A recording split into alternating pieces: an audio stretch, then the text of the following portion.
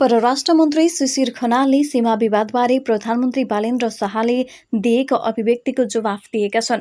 यही जेठ 17 गते प्रधानमन्त्री बालेनले प्रतिनिधि सभाको बैठकमा संसदहरूका प्रश्नको जवाफ दिएका थिए। त्यसका क्रममा नेपालले समेत भारतको जमिन मिचेको भनेर अभिव्यक्ति दिएका थिए। त्यस दिन प्रधानमन्त्री बालेनले भनेका थिए, तपाईहरूलाई एउटा कुरा अचम्म लाग्छ होला, मैले पनि अस्ति प्रधानमन्त्री भएपछि नै थाहा पाएँ, भारतले नेपालको जग्गा मात्र होइन, नेपालले पनि भारतको जग्गा धेरै ठाउँमा मिचेको रहेछ।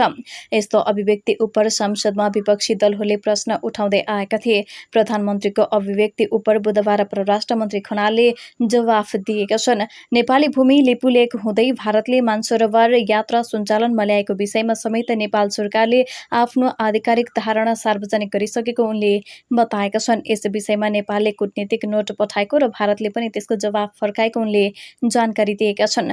नक्साङ्कन हुन बाँकी रहेका क्षेत्रमा बाहेक 10 गजा अतिक्रमणको समस्या विद्यमान रहेको पनि उनले बताएका छन्।